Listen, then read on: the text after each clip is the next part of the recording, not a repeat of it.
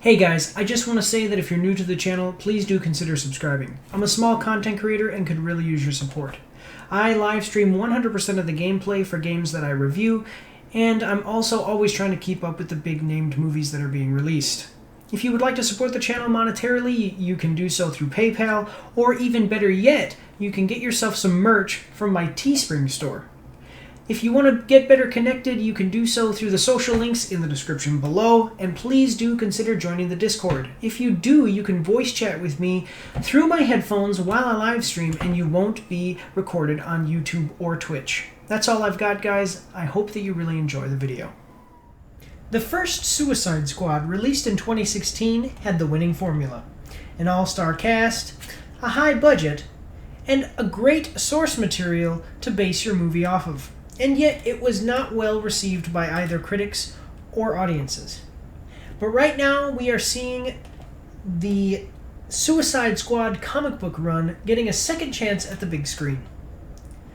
Hi everyone, I'm Mike, and this is Mike's After Action Reviews, and today we are doing an After Action review for The Suicide Squad.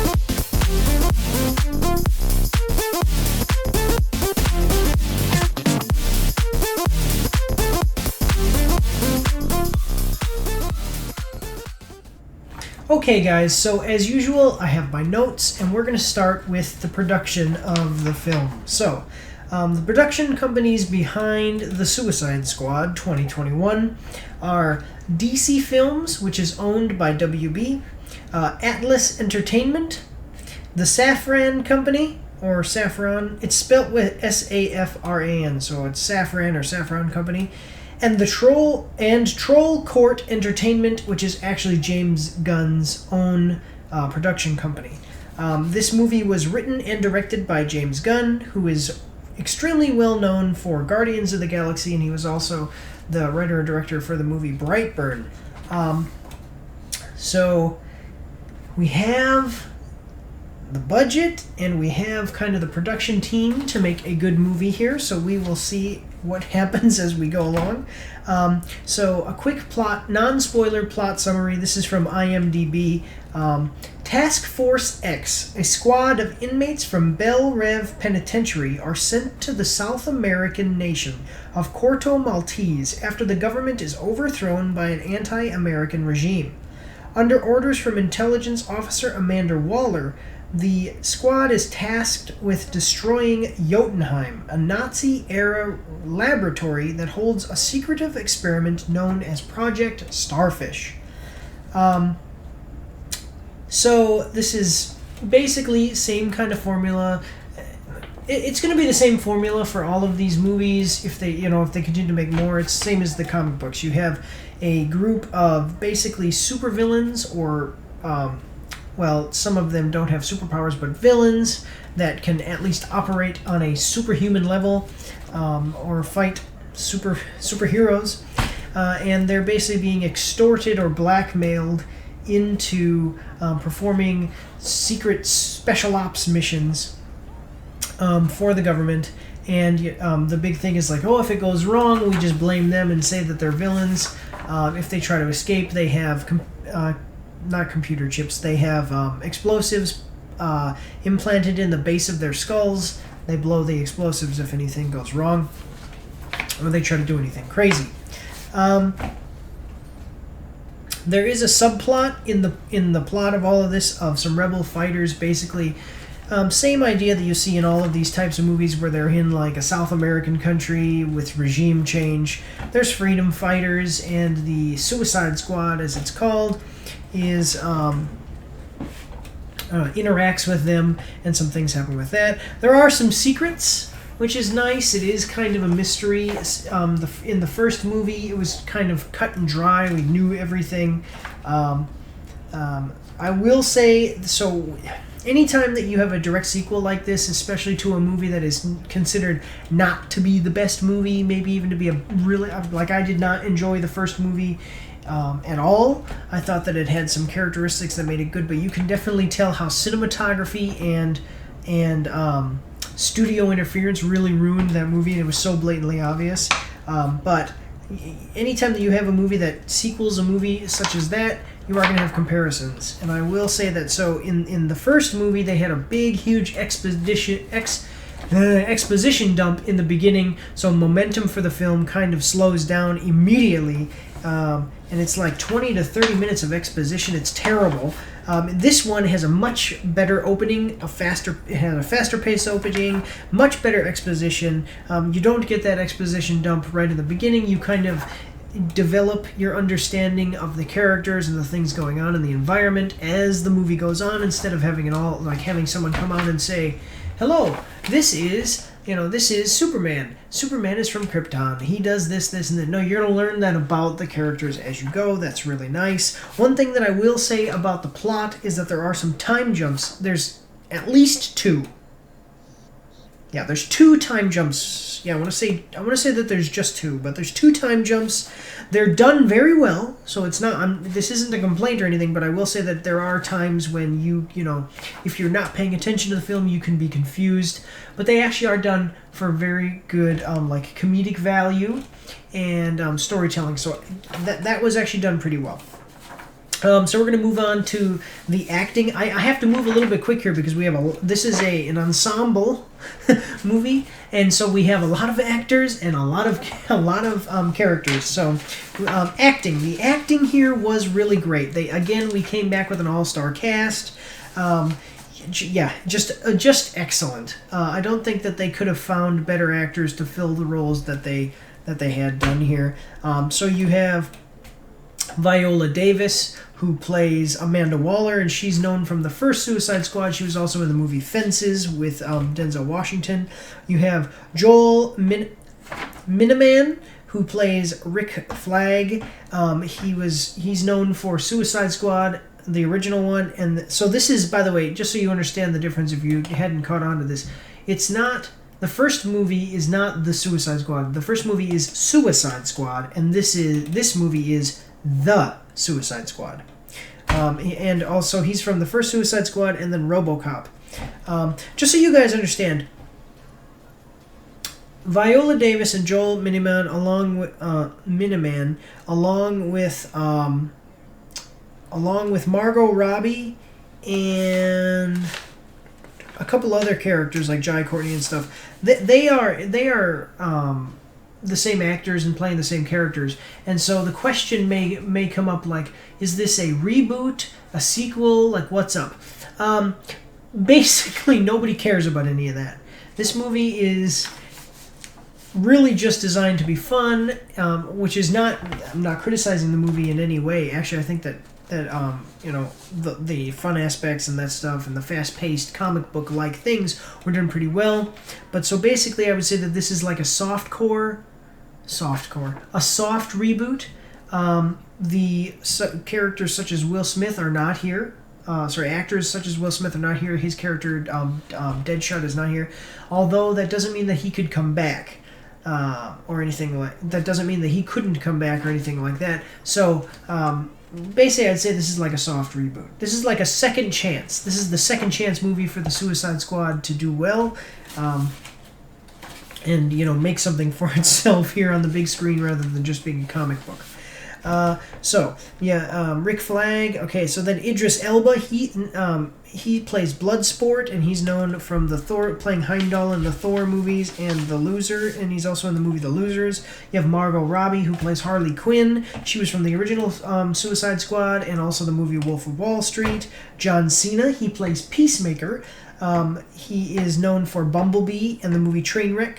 You have Sylvester Stallone, who voices King Shark, and he's known for the Rocky and Rambo series. He's a veteran actor, amazing writer and director as well. And I can tell you right now that they could not have found a better guy for this role. As you hear King Shark's voice acting, you can really see and just say to yourself, man, they could not have gotten that they could not have found a better guy to do that role. And so one of the reasons that he's so good, and I just found this out watching this movie, is that he has a very particular voice, because he was in an accident, I don't know what kind, maybe a car accident, I'm not sure, where he actually damaged part of his jaw. So that's why when you see him talking, he's like, "Hey, Adrian, you know," or when he's in Judge Dredd, "I am the law," you know, and he does that weird thing with his mouth.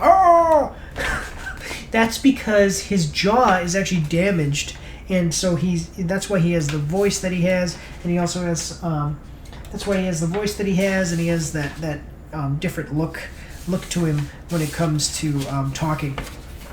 You have Michael Rooker. He plays Savant. He's known from Guardians of the Galaxy. He plays Yondu in Guardians of the Galaxy, and also he's in the movie Henry, Portrait of a Serial Killer. He's in the series The Walking Dead as well. Now you have some lesser known actor. Her name is Daniela Melchior, and she plays Ratcatcher 2. Now she's a Portuguese actress known for Parque Mayer and Massa Fresca, 2 movies she's been in. You have David Dastmal. Pardon me if I mispronounce your names here. David Dastmalchian. He plays the Polka Dot Man. He's known for The Dark Knight and Prisoners. You have Flula Borg, another. Flula Borg. He plays Javelin. He's from the movie Pitch Perfect 2 and Trolls World Tour. You have Jai Courtney, who plays Captain Boomerang. Terminator. He's known from Terminator Genesis and Divergent.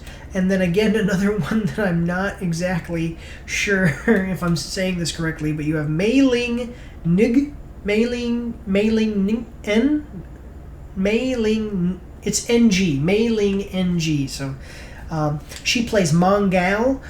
She's in the movie Wonder Woman and The Scorpion King, Book of Souls.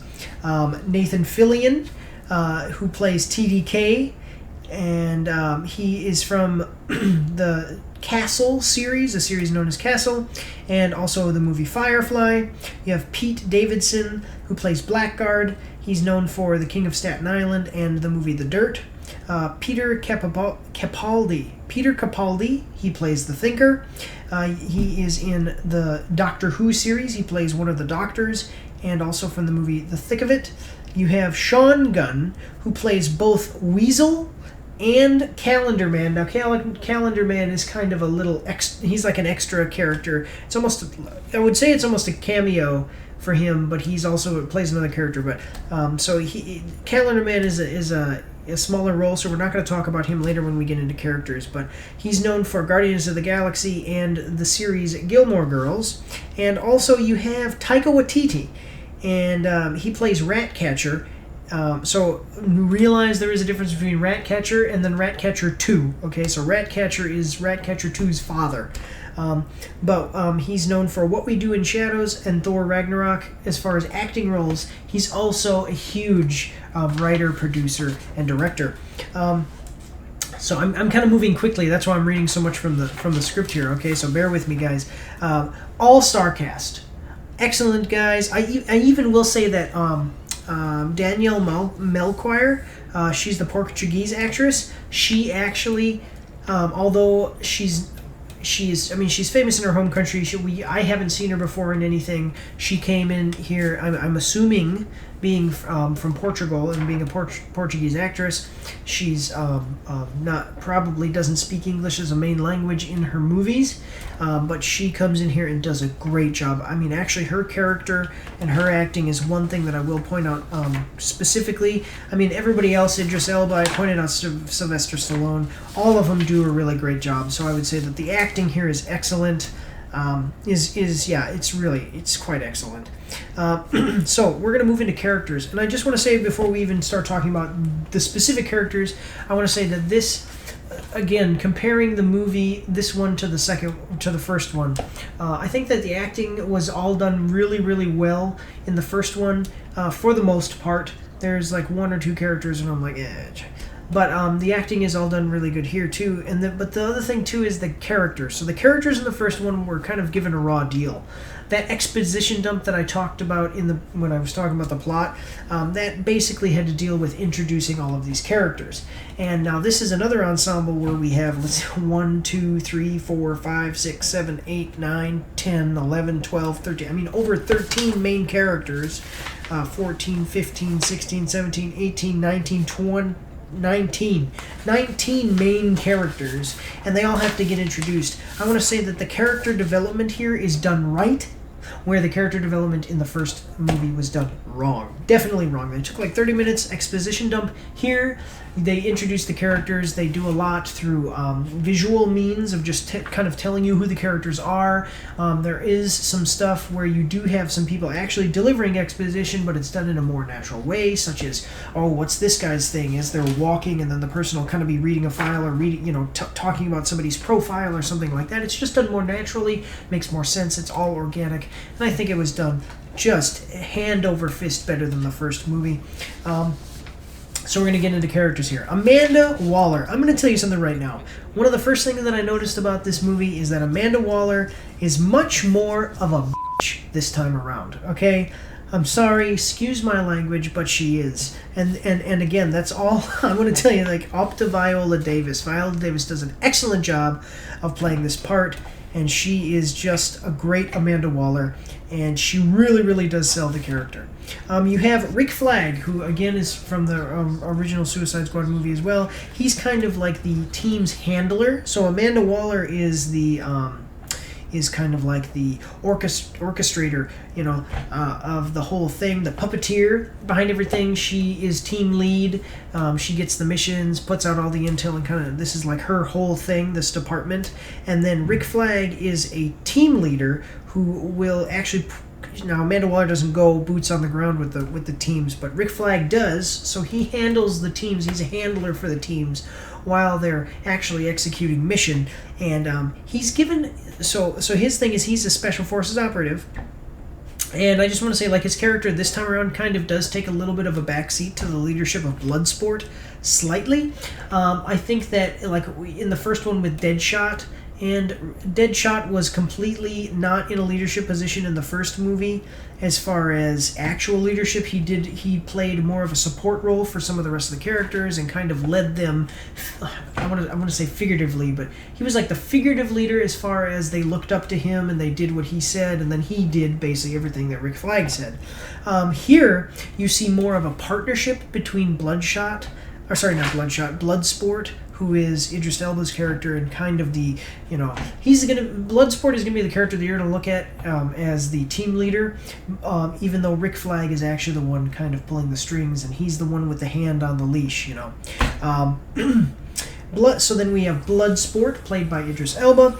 He's kind of the expert soldier type, ex-special forces. Now, you will see that there are great parallels, and I'm going to mention another character that this works for as well. There's big parallels between the first movie's characters and the second movie's characters, such as Bloodsport and Deadshot. A lot of people probably, before the movie came out and before everybody announced what was going on, people probably thought that Idris Elba was just going to outright replace Will Smith as Deadshot, but that didn't happen, and I will say that I like that. I like that he's got his own character. Even though, so Bloodsport is a lesser known character, and he's a gun type as well, like a gun using guy as well. But I will say just that I think that the reason that you're seeing that is kind of because even the studio recognized the failures of the first film and said to themselves, like, hey, look, we're going to kind of carbon copy. Well, not exactly carbon copy. We're gonna take the same kind of formula, and we're hitting the reset button, and we're giving Suicide Squad a second chance on the big screen. And that's what you have to think about with this movie. And I'm going to get into a little bit more of my feelings about kind of the reset button in a second try here when I get to the miscellaneous section. So just bear with me, okay? But so he's the ex-special forces, expert soldier type of guy. Basically, as far as his actual character, he's kind of a bad father. He's a bad father. He's in prison. So all of these characters are in prison except for Rick Flag and Amanda Waller. and his daughter kind of comes and visits him. You get to see a father-daughter connection there. He's not the best father. She's kind of having her own troubles because of bad parenting and certain things happening, and you kind of see him in this movie trying to do the right thing, and that's kind of how they influence him to kind of join the Suicide Squad and do some of the things that they get him to do. I will just say he has an extreme fear of rats, which comes into play, especially when you have a character like Ratcatcher, which I'm going to get into when I talk about her. But moving on, we have Harley Quinn, who kind of serves in this movie. They make her into a type of Black Widow character, which isn't bad. But you do see her kind of with the martial arts and the martial arts and the gunplay and things like that you might not expect. I don't know how much of that sticks exactly true to the comics. I'm not a huge DC comic fan, but I played the Arkham video games and things like that. Hand-to-hand combat, I can get behind guns and stuff like that. I don't know how much I've ever seen of her actually really getting into using guns and things, but I totally get it for the movie and for the it doesn't have to stick directly to the comic books is what I'm trying to say, and it is done pretty well here, and Margot Robbie does a great job. You can see that she's totally filled out the character's shoes, and I'm really happy with how they're doing this. Peacemaker, played by John Cena, another expert soldier type. He kind of plays, so while you have Rick Flag, who is, like I said, kind of the handler, and I would say that Bloodsport is more of the team leader, you will see Peacemaker is kind of the second in command. And again, Rick Flag is always in the background holding the leash, making sure that things go the right way, and managing these guys. But actually, it's Bloodsport, and then Peacemaker, as Bloodsport is the leader, and Peacemaker is the second in command. And he again he's another expert soldier type. He uses guns, things like that. He's one of the more interesting characters too, and I can sum up what there is to know about his character in this one quoted sentence. This is a quote from him.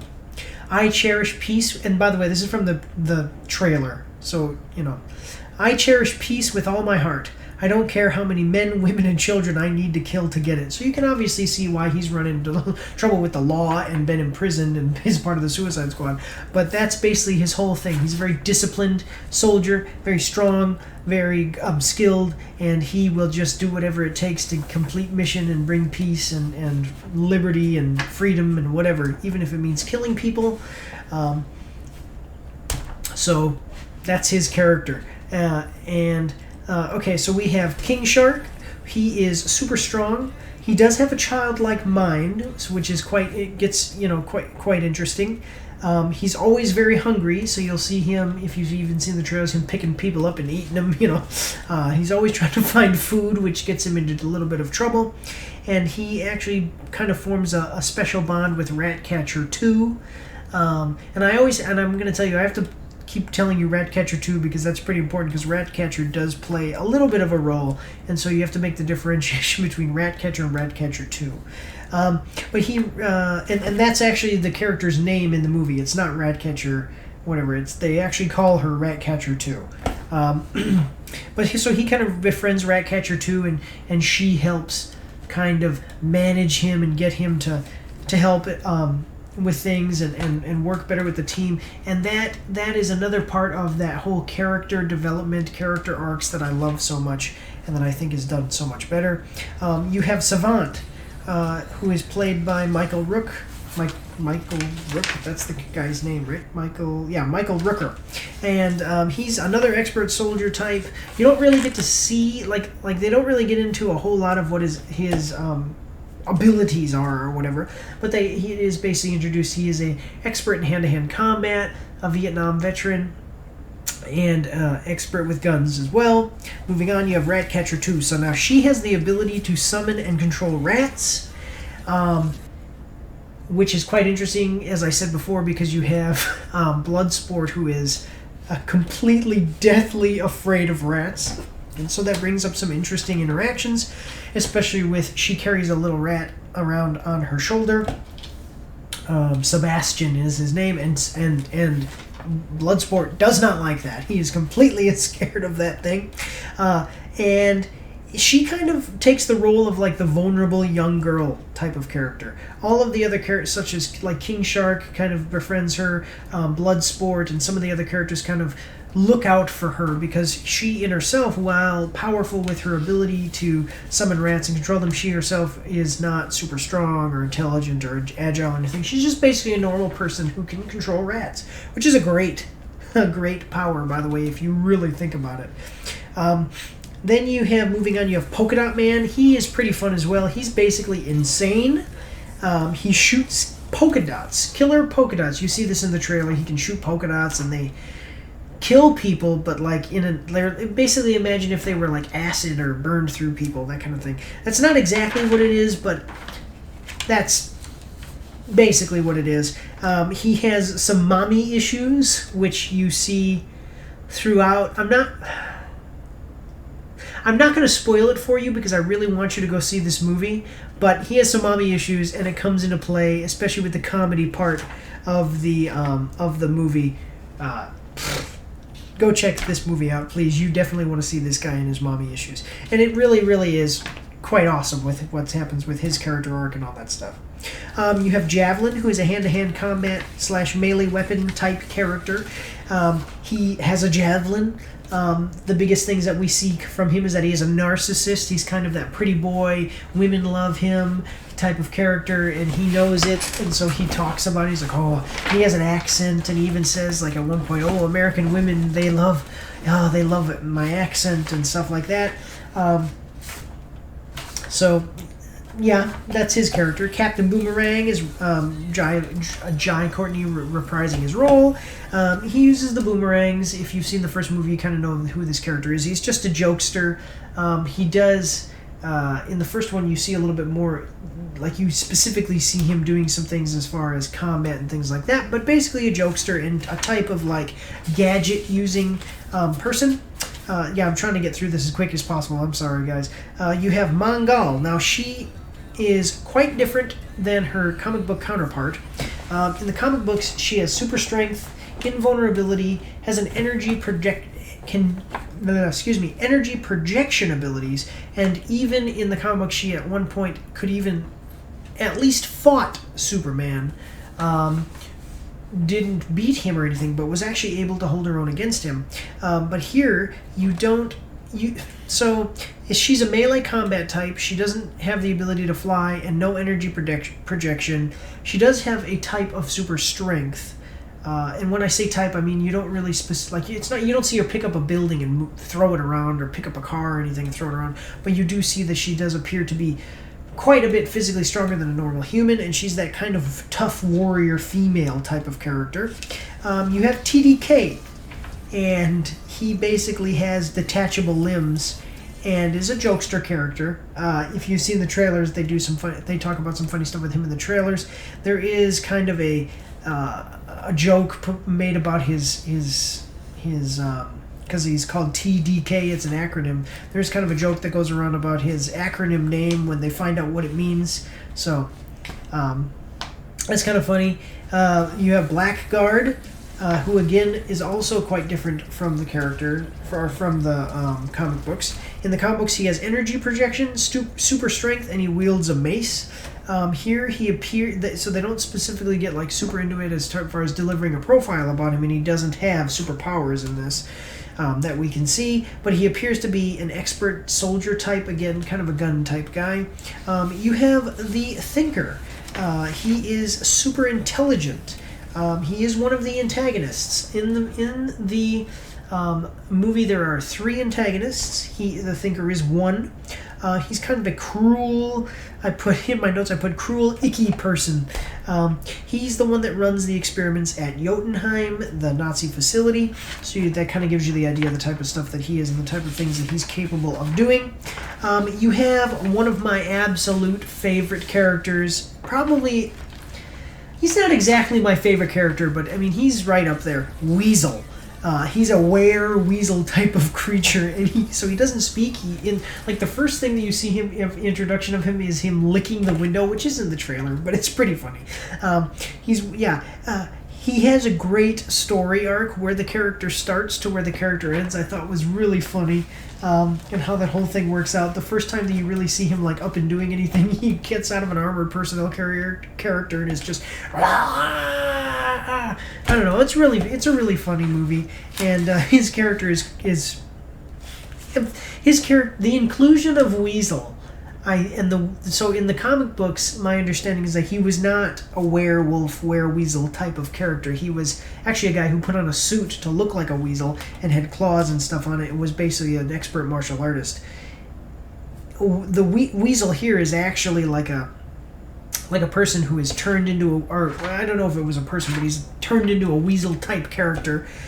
He doesn't talk, but he is intelligent enough to at least agree to go. Just kind of like King Shark.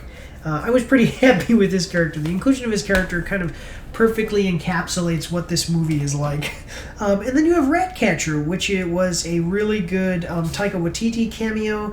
And he does a really good job. He's a pretty good actor, actually, and I'm happy with how they included him. He's kind of... so Ratcatcher 2 kind of takes his place as the rat-controlling person, but he's shown as far as kind of the development for Ratcatcher 2. So that was pretty nice, and he did a good job in the scenes that he's in.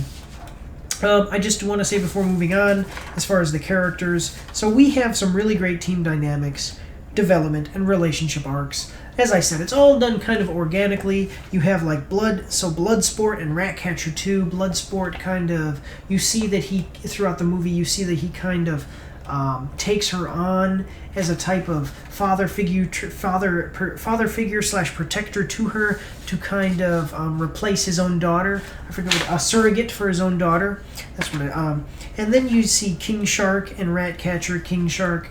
Ratcatcher says like, oh, would you eat your friends, and can we be friends, that kind of thing, and there's kind of a protector type thing, and she's like I said, the team's kind of, we're going to take care of her type character.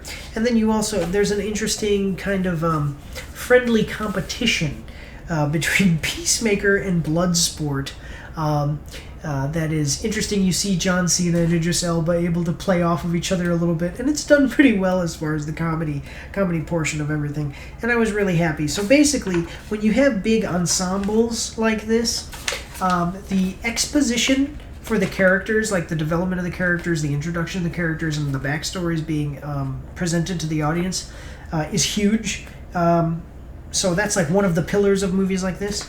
The development, the arcs, and the team dynamics is another pillar, and I think that they really did those very, very well here, and it really, really makes the movie work, whereas in the first movies, the first Suicide Squad from 2016 just completely collapsed because they just did not do that right. They didn't develop their characters right, and so here they do it, and I think that really, really works pretty well. So, this is directed by James Gunn. And so it would not be a surprise to you moving into miscellaneous section that the first thing I'm going to say is that this is an action movie rolled into a slapstick comedy. This is even funnier, I think. This even has a little bit more outright comedy than Guardians of the Galaxy, which is kind of James Gunn's big movie that he ever made. I think that this one is even more so a slapstick comedy than Guardians of the Galaxy. You see things such as, well, they just outright have jokes that they tell each other, which I want to say it's kind of a shame because Will Smith is definitely that comedy, like an action movie, comedy action movie type actor. But if you watch the first movie, he's really not that funny, and he doesn't ever really use that charisma of being funny in the first movie. But here, Idris Elba, he plays kind of the straight man, serious.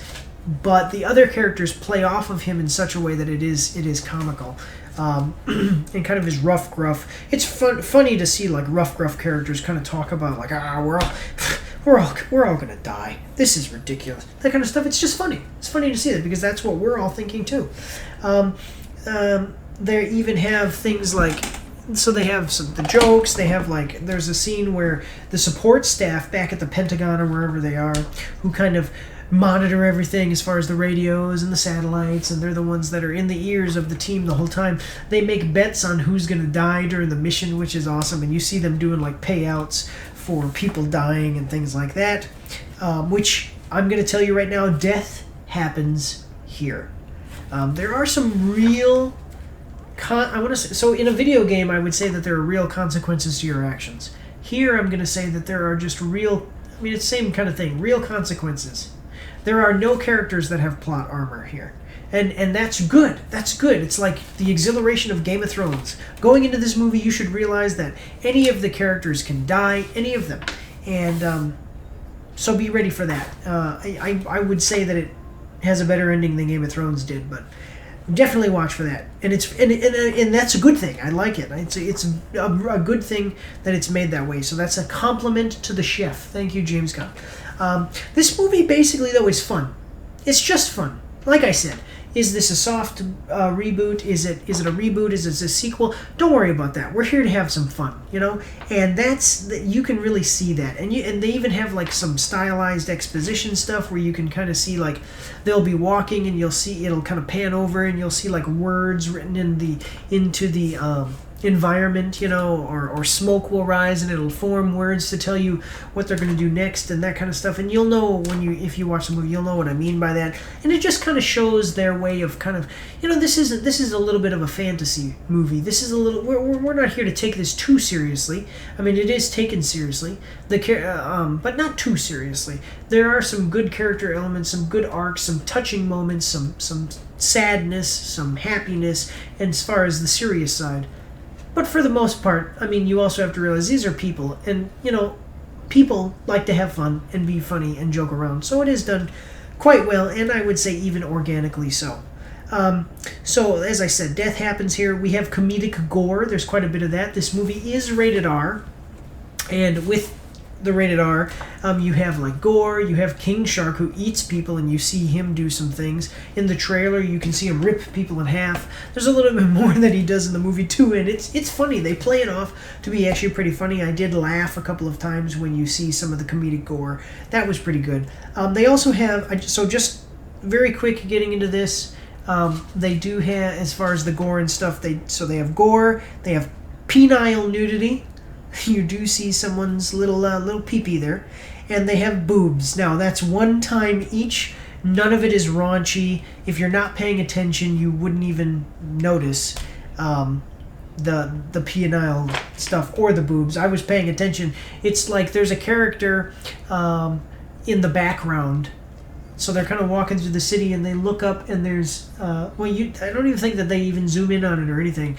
It's like they're looking at a bar. And so the frame is like this, and the bar that they're looking at is here, and then way up here, kind of up in the corner, there's a lady walking with her shirt off. You can barely tell, but it is in there, and I get why they do stuff like that, because I mean it is rated R, so throw it in there. I don't know. They took a chance. They take risks here, especially with the comedic gore. They do take risks, and it's nice to see. It's nice to see that it's not just sanitized, corporate movie. This is the good stuff. This is what you came here to see. This is James Gunn doing what James Gunn wants to do, and I think the movie benefits from it. Now, I mean, directly benefiting from the nudity, no, but I will say that when I saw the penile part, I was like, whoa, why? That's just surprised me, so it might catch you off guard and be a little bit funny for you just because it's surprising. I want to tell you, warning here a little bit, this movie there is kind of a bait and switch that happens in this movie. But it is in a good way, actually. And if you've seen this or if you go and watch this, remember that I said this because you're going to see it and you're going to go, whoa, like you think it's going to go one way and then they do a bait and switch and it's like, man, that's right. And it was good. It is good. You're going to know what I'm talking about. Watch for the bait and switch. It's pretty fun. I want to say one big thing is that in the first movie, the enemy wasn't very good. I didn't think that the enemy was very good. They had Enchantress was the bad guy, and I didn't like that so much just because the way that they... Not her character, per se, but how her being the bad guy works out and what she does and stuff. I didn't like that. In this one, the enemy is much better. Was done better as far as what's going on and the context of everything that they do. Made more sense as far as their explanation for, exposition and backstory. Had better motivations, and actually was sympathetic. So there are three main bad guys. The Thinker is one. And there's two more. And I just want to say one of the bad guys that is encountered, the kind of enemies that is encountered here, is sympathetic. There's a portion that you might even miss. I'm not going to spoil it for you, but there is a portion that you might miss of some dialogue because it kind of happens quite quickly, where this person just said, I just wanted to be. I was happy before all of this stuff, and I just wanted to be left alone. Why couldn't you just leave me alone? And it kind of makes you sympathize, and some dialogue and some stuff happens. So these are not. You do not have two-dimensional bad guys. You have three-dimensional, full-hearted characters in this show, in this movie, and like I said, I'm very happy with that. You do have some moral dilemmas that happen, kind of like, oh, is this the right thing to do? Is that the right thing to do? And I'm not talking about the fact that these people are villains, although you do get that. I just mean like there is actually a legitimate question of, even if I was a good guy, like what would Superman do? What would Captain America do? Would he do this or would he do that? I don't know. There is a moral dilemma. You'll have to check that out when you watch the movie and see what you think.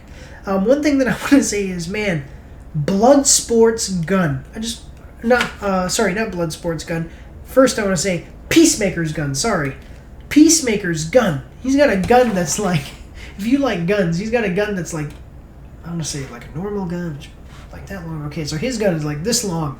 He's walking around John Cena with a giant hand cannon. It's all exaggerated and stuff for comedic value, and I'm sure that I think that they even show like it's kind of accurate with the comics as well. So it's actually quite nice. I really did like that. And then Bloodsport's guns. Bloodsport's guns, plural. He's got all kinds of guns. You'll kind of see his character. No spoilers really, but you see he even has a bow. Like a bow. He has a bow built into his arm, and it's almost like a rubber band gun that is on the inside of his arm, so you'll see him like silently shooting people like out of his arm. It's the coolest thing ever. I want one. And then he has these like modular things that he'll pull off here, and so he like pulls this and pulls this, and those are two guns, and then he'll let's say they run out of ammo or something, you'll see him pull two more out of here and he'll shoot there, and he has all these awesome guns, and his suit and everything has looked really cool, so I was really happy with that.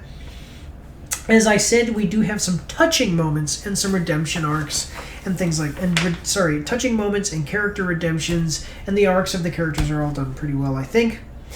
So be ready for that. While it is primarily, and you're going to see like a slapstick comedy, you really do, by the end of this, see characters, arcs, and there even was some touching moments where I really felt it in my heart, like I did, not like crying, but leading you down that path of like really touching emotionally, where you're like, man, that is some emotional stuff.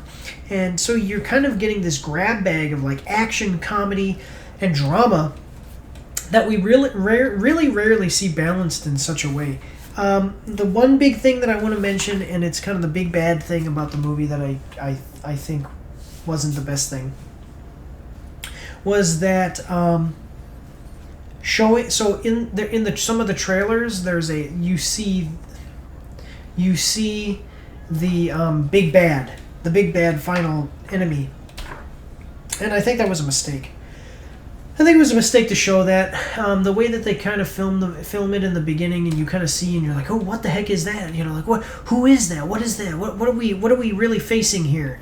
And then going into the movie, I had already, being a comic book person, I already kind of knew what was kind of coming because of seeing certain things in the movie trailers. But then I was looking through some of the trailers, and I saw that they just outright show you, and I think that it probably would have been a smart idea to not do that, so that way that you kind of still could maintain that mystery, especially if you're not the comic book guy. Like I said, I'm not a huge DC comic book person, but I know a little bit, and I already knew who the bad guy was, kind of in the beginning, because I spotted some things just from the trailers even before the movie. So final statement and review score. This one was quite an interesting situation. I truly thought that this movie was not going to be very good at all. I thought it was going to be like bad, maybe below average, maybe average. But I'm happy that I went and saw it.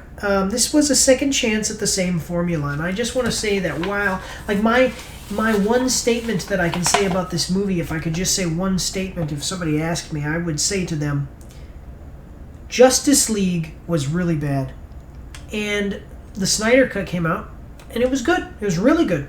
It's a really good movie. It was too long because of the way that he had to do everything, because of all of the characters to set up. But it was good. The original Suicide Squad from 2016 was a bad movie. I didn't like it. I know that some people did, but I really didn't. And now we have James Gunn coming in, and so if I had to call this movie one thing, I would say this is the Suicide Squad, the James Gunn cut. You see what I'm saying? I mean, this is miles, light years ahead of the first film. And I'm not blaming the production team or the characters or the actors of the first movie. I think that actually the studio interference is what ruined that, and everybody kind of sees that. One thing that I really did like I said, the characters. The characters are everything, especially in an ensemble, and we really do have this great idea of taking super villains, basically, and making them into heroes. So you have a built-in system of irredeemable villains becoming sympathetic heroes, which is something that we all like to see. We like anti-heroes. We like to be able to see irredeemable people be redeemed, and we do get quite a bit of that in this movie. It kind of all comes down to the question: are they villains, or are they actually just people who've had a tough life and, in certain situations, are the heroes? So I really did like that. And because of all of that, I am going to give this one a rating of 2 thumbs up. Excellent movie. I really believe that this movie, in my opinion, now I do get where some people may say, oh, I don't believe that, but in my opinion, this is as good as the original Guardians of the Galaxy. And you can definitely see where James Gunn's work has influenced Suicide Squad to be such a good movie. This is excellent, and I want to say it's James Gunn. It really is. It's James Gunn. You can tell that everything about this movie that made it so great is James Gunn. So I'm really happy with it. Guys, please go see this. It's not doing so well at the box office, and that's probably because it's being released on HBO Max as well, so you can watch it for free on HBO Max. Please go see this in the big screen if you haven't seen it already. It deserves it. It deserves to make a bunch of money, so that way we can continue to get movies like this. But that's my review, guys. Thank you all for watching. God bless you all, and have a good night.